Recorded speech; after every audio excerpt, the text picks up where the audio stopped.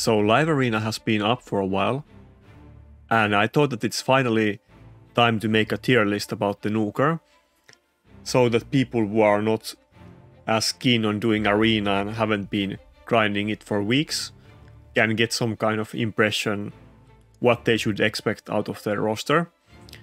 And I think this is a pretty comprehensive list, but of course this doesn't include all of the champions in this game. And I would generally say that most of the champions in the game are not relevant in Arena if you're trying to compete. And basically the first 3 tiers are relevant, and after that it is a big drop off, and at that point basically anything goes. But yeah, it shouldn't come as a surprise that Taras, Rotos and Maritzka are gonna be the top 3 ones. They are basically the only ones that can take a hit and also wipe the enemy team properly. Now, Leorios and Candy can kind of get to that level, but the reason why Taras is gonna be the first one is literally because he's the tankiest champion in the game while being a nuker, and he has incredible synergy with Maritzka, of course, but with him you don't need anything to protect him, like Necret or revivers that other nukers might need. And he will also scale with buffs and do insane AoE damage, so it's just very hard to beat Taras. And of course, he's one of those few champions that is able to function pretty well, even if he's lockout, assuming that you have Maritzka in the team. But he's the clear best choice, and it's not really a question of opinion. I don't think anybody will really disagree with my top 3 choices in the list. And second is of course gonna be Rotos for basically the same reasons. He's so important in the meta that half of the meta revolves around trying to counter him with UDK and Ukko and the other options. But he's a tanky champion, he's not gonna die to any single hit in the game. You have to try to counter him with multi-hits or trying to block his passive and whatever.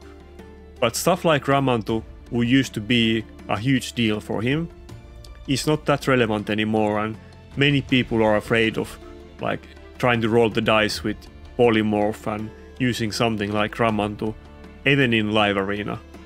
People do risk getting polymorphed all the time in Live Arena, but it is hard to make room for a champion like Ramantu, because you need to have at least 2 nukers in your team. If you don't, your only nuker will get banned and you will lose.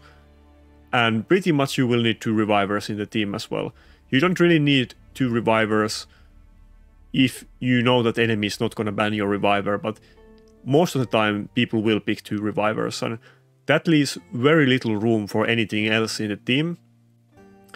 And it is just very hard to use something like Ramantu or any niche supports that you will see a lot in Classic Arena.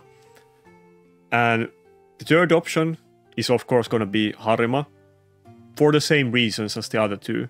It's a tanky nuker that can also deal damage. Now, Harima doesn't deal as much damage as the other 2, it's a lot less actually, but her damage will scale over time.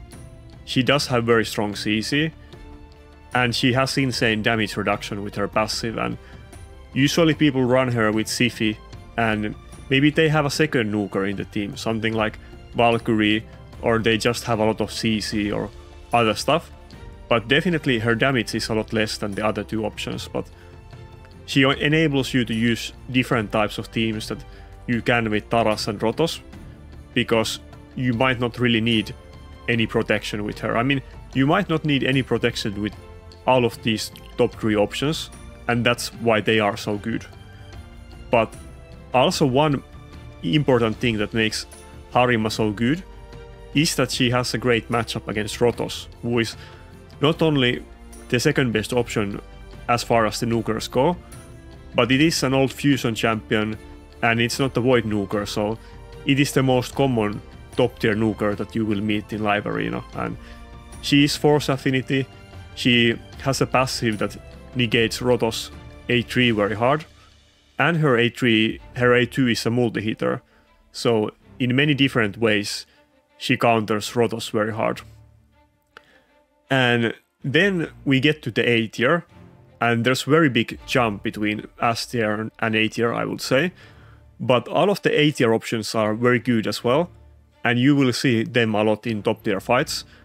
And sometimes maybe you try to counter specific S tier champions with some A tier ones, or maybe you're just not able to pick any of these three because both sides will pick one S tier champion and then maybe you will also ban them. But we put Georgit in the first in the list. I actually was kind of in between putting him in the A tier or S tier, but in the end I decided that he's gonna be A tier 1. And the issue with him is that he is by far the most damage dealing champion in the game because of his passive, and he has the best A1 nuke skill in the game by far as well, but he's not tanky at all, and all of these choices in S tier are very tanky champions that are able to often take a turn even if you don't go first. But on Georgit, if he doesn't go first, then pretty much everything will always one-shot him, often even through Necret. Like Taras and Rotos will easily one-shot Georgit even if it's protected by Necret. And because of that, it's a lot more complicated to use Georgit, and generally people use him in a speed team, like with maybe Siphi, Arbiter, Rotos and Georgit, and then one random champion. You need to use more specific types of setups, but he is a very hard-hitting champion, and he ignores defense, he gets extra turns, and he has multi-hitter in his A1, so overall he is a very good champion. Now, Leorios is kind of the opposite of Georgit. He doesn't hit anywhere as hard as Georgit, but he has his passives that makes him immune to CC and damage. And of course his damage scales if he gets to low HP as well. But he can kind of do what the S tier champions can do, that he can take a hit and can get a turn even if you don't go first. But sometimes he will struggle with damage and might not be able to finish teams. It kind of depends what other champions they have and what other champions you have. But he is still very good. Now, one other thing that really makes a dent on him is that Polymorph really screws with him. If Polymorph didn't exist, he might be higher tier, but Polymorph does make him very inconsistent.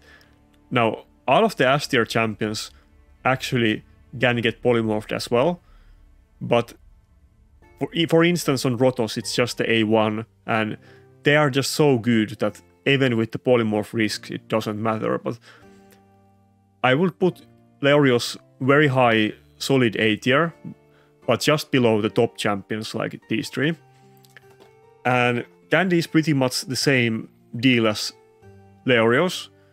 He is tanky, he does deal very good damage, but he is kind of outdated in the current meta, and he will struggle a lot killing enemy duchesses that you will see in most of the fights maybe. I mean, it kind of depends. If you're fighting against the top players, they might not always pick duchess, but pretty much all of the fights somebody is gonna pick her, so it is a big issue for him. But Baron is actually, I will say, significantly worse than Georgit, and that's not because his damage with his AoE nuke is worse. His AoE nuke is kind of more consistent, but he's also squeezy with no defensive in his kit, and his other skills are not very threatening to enemy team at all. If he doesn't get a kill with his AoE nuke, or basically finish the fight, then he's not gonna pose any threat to the enemy for several turns. But his AoE nuke is so hard hitting that he still gets A tier just because of that one skill. And Turvold is kind of weird champion that you basically generally need Necret with him, and he scales with buffs. He doesn't have any survivability either, but in right situations he's one of the best champions to counter basically these top 3 champions, and for that reason you will see him a lot. But he's kind of niche pick and you can't always use him.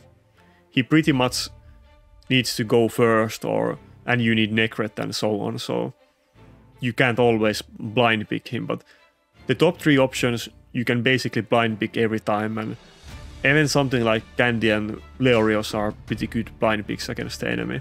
And Valkyrie might actually surprise you why I put him in the A tier. But the reason that Valkyrie is in A tier, usually when people do use her, it's in a team with 3 nukers, and you don't use her as the only nuker, because often you will not have enough damage against good teams.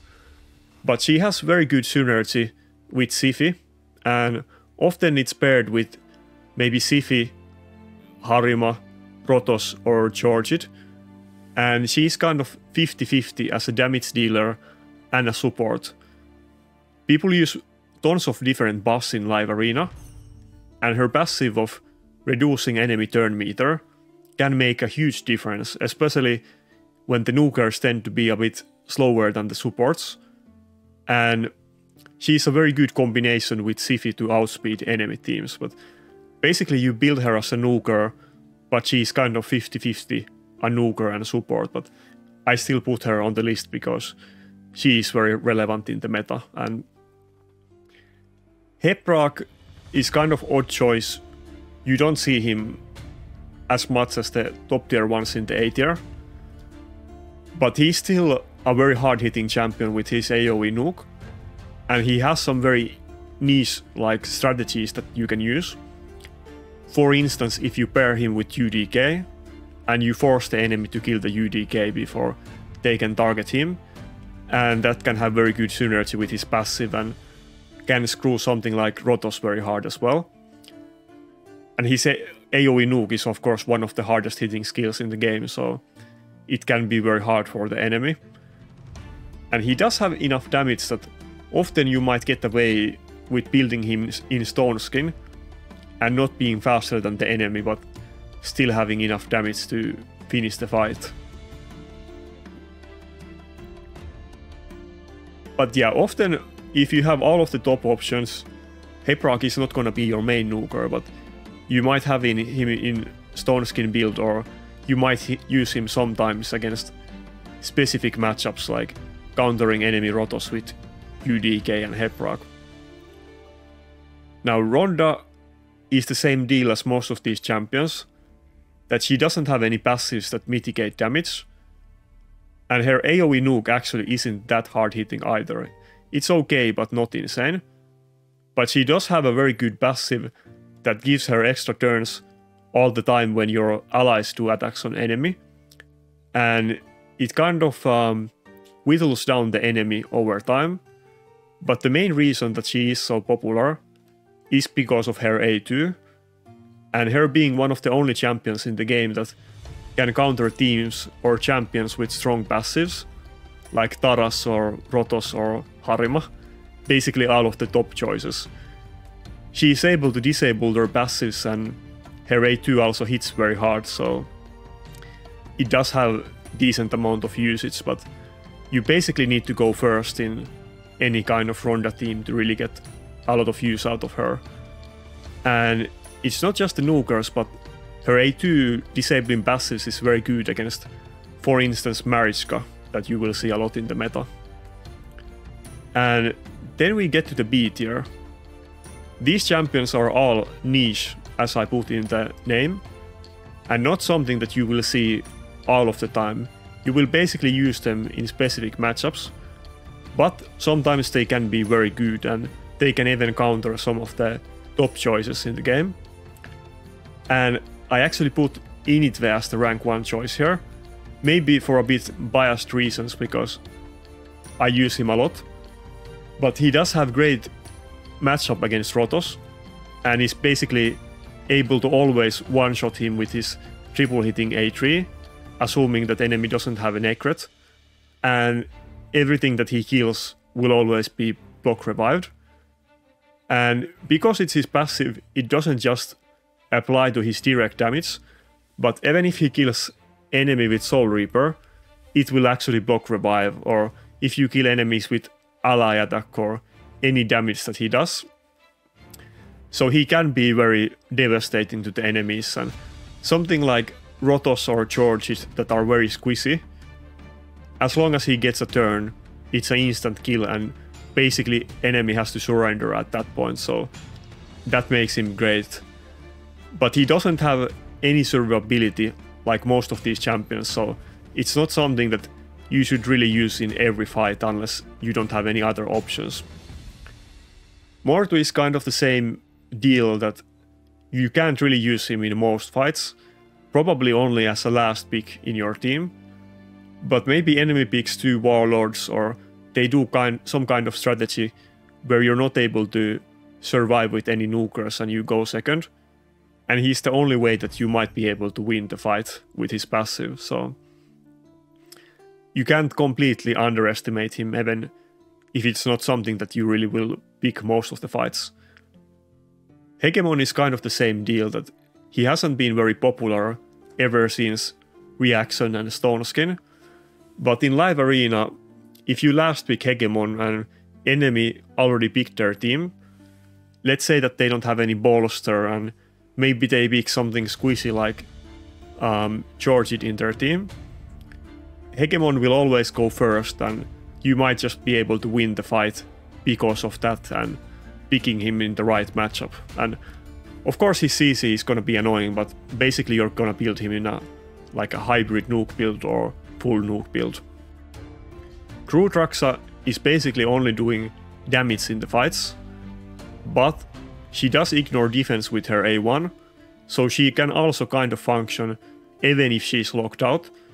And because her A2 grants her extra turn, she will do tons of damage on the first turn of the fight, and she's just able to deal tons of damage to the enemy team. But it is single target and she isn't tanky, so basically she needs to go first to be able to do anything. But sometimes she can kill very tanky teams if she's just able to survive, and it will be very easy. And Torming is an interesting option. I probably would have put him in C tier, but I was talking with Rats and he kind of wanted it to be in the B tier. But basically it's a defense scaling nuker. It's often picked with Siphi, but or pretty much always picked with Siphi, and maybe with both Siphi and Valkyrie. But he's not the hardest hitting champion. He can CC the enemy team, he can remove the boss, he can freeze them. He can add some RNC to the fights and sometimes be a good pick, but isn't again something that you would blind pick against enemy. It probably would be your last pick or after you see the enemy team. And Foley basically does the same thing as Initve. You might be surprised why I put him in the list, but if enemy does pick a team without any shield or survivability, let's say they pick a speed team, and you pick a speed team as well, but you're able to go faster, then Foley getting a turn and block reviving the enemy can be instant win condition, and against some squishy teams he will have enough damage to kill them. But in the current meta, against most of the teams, or if enemy has any kind of stone skin or bolster, he will generally lack damage, and it's not something that you can use all the time, but sometimes he can be very good, and he does have those niche mechanics on his passive that he's immune to sleep, so maybe sometimes you might be able to use him against Kaimar or Siphi sleep and surprise the enemy team. Now in the C tier, it's a big jump from the B tier. I would basically say that S tier is the best undisputed champions that you will always first pick, and then A tier is what you pick when you can, and B tier is specifically countering different types of teams, and you wouldn't pick these champions if you have insane rosters all the time, just sometimes. But C tier is a big jump down. These kind of champions are kind of your options that you use when you don't have any of the meta ones. And I will say that, as you have seen in some of the videos, that I've been using Helicat a decent amount, and it's not really a big damage dealer. It's kind of like Valkyrie, that he's 50-50 a support and damage dealer, but sometimes he can be a win condition and he can be very annoying to enemy teams. He does give you the block damage buff for 2 turns, and after that increase defense to everybody. So he does stall the fights for a very long time, and every time you get hit, he will also counterattack the enemy with his A1 and slowly whittle down the enemy. So he will work as a damage dealer, but generally you will only use him in teams with 3 damage dealers. But I put Chazzup here because sometimes he can be a win condition. Like, if enemy picks a team that is susceptible to bombs and you're able to get a turn with him, he does do self-attack buff and he does have speed aura. So he might be able to win the fight just by taking a turn. But again, it's something that you can only last pick and not something that you can do at the start of the fight. And unlike these other options in B tier, it is very rare that you will actually find a fight where you can use him, because most teams will run multiple champions with immunity like Siphi or Duchess, so he's very niche, but might be worth keeping geared and maybe you can use him sometimes. Now, the rest of these options are kind of okay-ish AoE nukers. They don't really have any survivability, except maybe Aris, who is HP scaling, but even so, not really. But in certain conditions, they can do adequate amount of damage to the enemy team and are able to threaten the enemy team enough to win some fights. But against these top tier ones, they are at a very big disadvantage, and they don't really do a lot of things for your team other than damage. I mean, if we look at the specific ones, Karato can ignore some passives like Taras or Harima, and does have some niche uses. Staldus also does self-buff, so you don't need something like attack buff with him in the team. And he does stun the enemy team and have 2 AoE nukes, so sometimes he can be pretty good. And I do see people using him a decent amount. And yeah, basically the rest of the options are just AoE nukers that don't do anything remarkable, but do have decent amount of damage or something in their kit that is able to threaten the enemy teams. And yeah, in the D tier options, these are not in any specific order. They are just random popular champions that you will sometimes see. Some of them a bit more popular than others. At this point, if you have to use these champions, you're using them because you don't have better options. So sometimes some of these might have niche uses, but in general, they are more like last resort options. And I will not go too much into the details about these champions, but of course I have been using Samson, and I'm kind of trying to use Supreme Elhain, but probably not.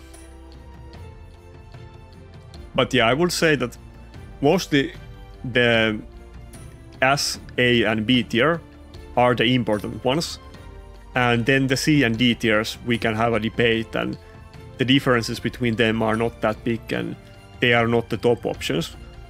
But I think the order that I have put the champions in these first 3 tiers is kind of what I think they are. And I think most people will agree that it's mostly very accurate or exactly how I put them. But I'm sure many people will have disagreements, so if you think some order in this list is completely wrong, or you think that I should change the order of something, then let me know in the comments and we can discuss it. But yeah, that's it for the list. I did put a decent amount of thought in this order and the picks, and it is what I think of the meta.